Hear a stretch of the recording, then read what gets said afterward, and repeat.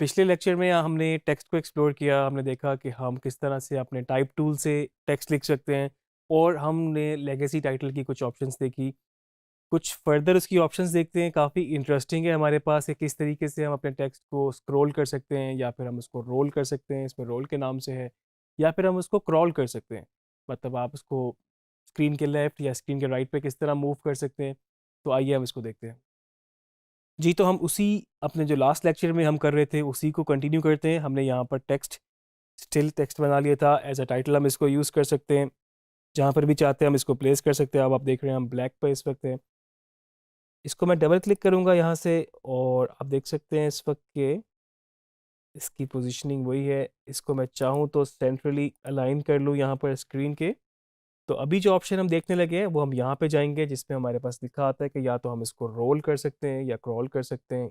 ये text new title based on current title के साथ एक छोटा सा हमारे पास आइकन मौजूद है। इस पे मैं क्लिक करूँगा तो मेरे पास रोल क्रॉल ऑप्शंस हैं ये, और मैंने इसको करना है रोल। आप देख सकते हैं इस वक्त मेरे पास और नीचे ऑप्शन भी विजिबल हैं।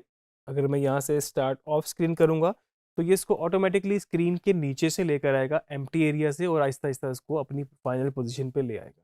हम इसको ओके करते हैं। यहाँ से मैं इसको बंद करूँगा, जैसे कि हमने बात की कि टाइमलाइन पे ही वो पड़ा हुआ है तो वैसे ही काम करेगा। अब हम इसको प्ले करते हैं यहाँ से, तो आप देखिएगा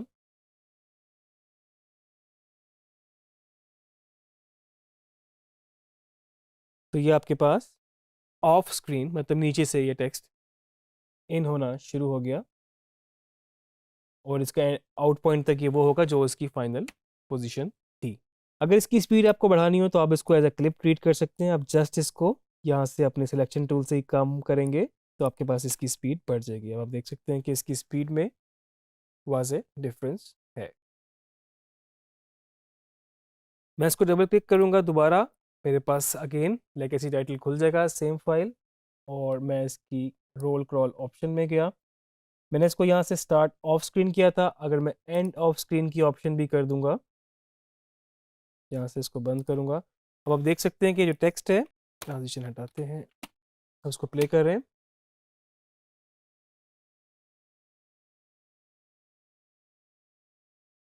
तो इतने ही क्लिप के अंदर जितने आपकी इसकी ड्यूरेशन थी, जितना हमने इसको खुद सेट किया था, उसके अंदर ये ऑफ स्क्रीन से शुरू हुआ, मतलब ब्लैक एरिया है इस वक्त, नीचे से वो शुरू हुआ, रोल हुआ, और रोल होता होता वो दोबारा से स्क्रीन से बाहर चला गया, क्योंकि हमने दोनों ऑप्शन पे क्लिक कर दिया था, जो कि स्टार्ट ऑफ स्क्रीन और एंड ऑफ स्क्रीन था।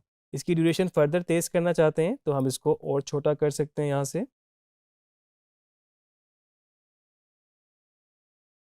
और अगर आप इसको स्लो करना चाहते हैं तो आप इसको बढ़ाएंगे तो इसकी स्पीड ऑटोमेटिकली स्लो हो जाएगी।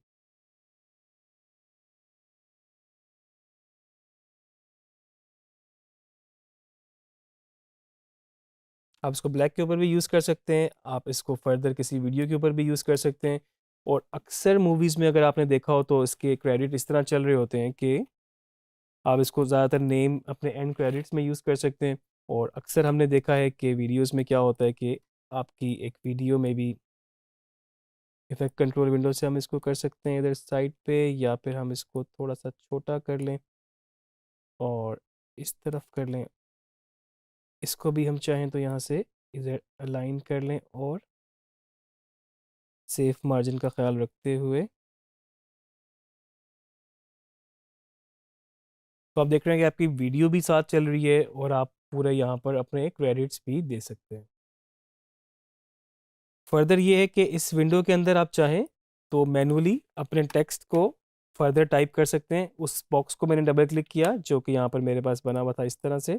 जब मैं इसको डबल क्लिक करूँगा तो ये मुझे एडिट करने की ऑप्शन दे देता है। मैं इस पर चाहूँ तो और जितना मर्ज़ी टेक्स्ट ऐड करना चाहूँ कर सकता हूँ।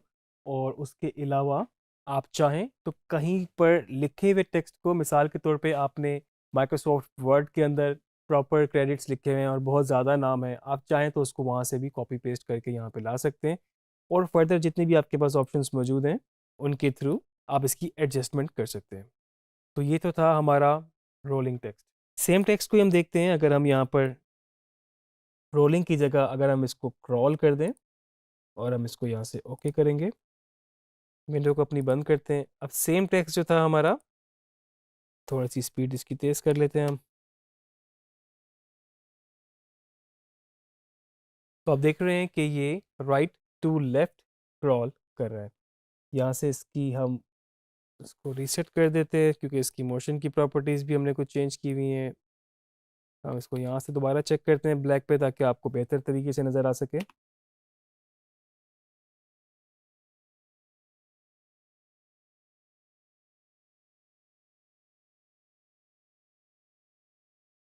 और यही ऑप्शन अगर मैं इसको यहाँ पर क्रॉल राइट कर दूंगा तो अब ये लेफ्ट से राइट की तरफ क्रॉल हो जाएगा।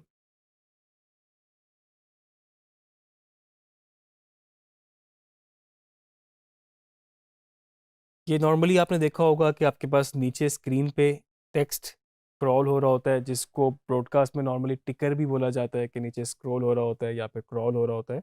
तो बेसिकली वो भी आप इस तरीके से बना सकते हैं। ऐसे केसेस में आप चाहें तो इसको एक साथ ही अलाइन कर लें, आप इसको अलग अलग मत रखें। आप चाहें तो फर्दर इसकी पोजीशनिंग जहाँ पर रखना चाहते हैं वहाँ पे रखें। और अक्सर हमने देखा होगा एक शेप भी आप बना सकते हैं, और इसका हम कलर चेंज कर देते हैं शेप का। यहाँ पर हमारे पास ऑप्शंस हैं, हम इसको मे बी ब्लू कर देते हैं। और फर्दर हम चाहेंगे कि इसको हम इस पर राइट क्लिक करें अगर, तो अरेंज में जाके हमारे पास, क्योंकि हमें ये पीछे चाहिए और आगे हमें अपना टेक्स्ट चाहिए, तो हम इसको सेंड बैकवर्ड करेंगे तो हमारे पास हमारा टेक्स्ट नज़र आ जाएगा। फर्दर हम इसको चेंज करना चाहें तो कर सकते हैं। तो अभी जो है आपके पास, अगर मैं इस सेम फाइल को बंद कर दूंगा तो ये बैकग्राउंड के साथ पूरा मूव करेगा।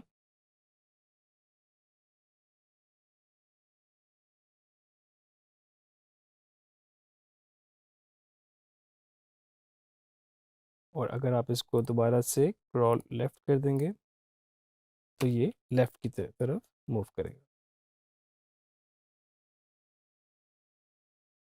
अगर आप चाहते हैं कि आपका ये बैकग्राउंड जो है ये स्टैटिक रहे और आपका जो टेक्स्ट है सिर्फ वो मूव करता रहे या फिर वो लूप होता रहे, तो आप ये कर सकते हैं कि उसको, बैकग्राउंड का जो आपकी शेप है उसको आप अलग लेयर में रख सकते हैं, और जो आपका टेक्स्ट है उसको आप एक सेपरेट लेयर में रख सकते हैं, ताकि आप बैकग्राउंड को स्टैटिक रखें, उसमें आप उसको क्रॉल ना करें और उसको आप फिक्स रखें, और उसके बाद आप अपना इस टेक्स्ट को लूप कर सकें, अलग से ट्रीट कर सकें।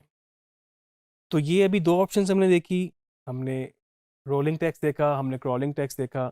हम चाहें तो इसको डुप्लीकेट भी कर सकते हैं अगर हमें इसमें और कुछ डिफरेंट चीज़ें लिखनी है, लेकिन हम चाहते हैं कि इसका स्टाइल सेम रहे, इसका फॉन्ट सेम रहे, और जिस तरीके से ये मूव कर रहा है सारी चीज़ें, पोजीशन, अलाइनमेंट वगैरह सब कुछ सेम रहे। तो यहाँ पर मेरे पास एक और ऑप्शन है, new title based on current title. तो बेसिकली वो इसको एक सेव एज कर देगा या इसको डुप्लीकेट कर देगा। आप देख रहे हैं टाइटल 2 के नाम से उसने बना दिया है टाइटल 2। यहाँ से मैं चाहूँ तो चेंज भी इसको कर सकता हूँ। मे बी मैं यहाँ पर लिख रहा हूँ लाहौर पाकिस्तान।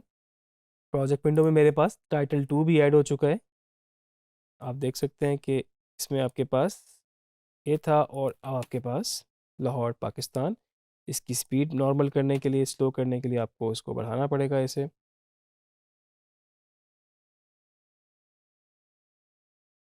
तो ये था आपके पास क्रॉलिंग टेक्स्ट। काफ़ी ज़्यादा यूजेज है इसका इंफॉर्मेशन के लिए, बाज़ दफ़ा आपको पूरा पूरा इसको लूप में देना पड़ता है। तो आप याद रखिएगा, आप चाहें तो इसका बैकग्राउंड अलग कर सकते हैं। जो नीचे एक ब्लू पट्टी हमने लगाई थी वो एक अलग टेक्स्ट की लेयर में हो सकती है, क्योंकि लेयर्स इसीलिए होती है हमारे पास। और उसके बाद जो आपका टेक्स्ट है वो एक अलग, क्रॉलिंग टेक्स्ट जो है वो बेसिकली अलग लेयर में हो सकता है। जिस तरह लेयर 2 में आपके पास एक बैकग्राउंड है और लेयर 3 में आपके पास एक रोलिंग टेक्स्ट है। तो ये जो मैंने आपको बताया, आप इसको प्रैक्टिस ज़रूर कीजिएगा।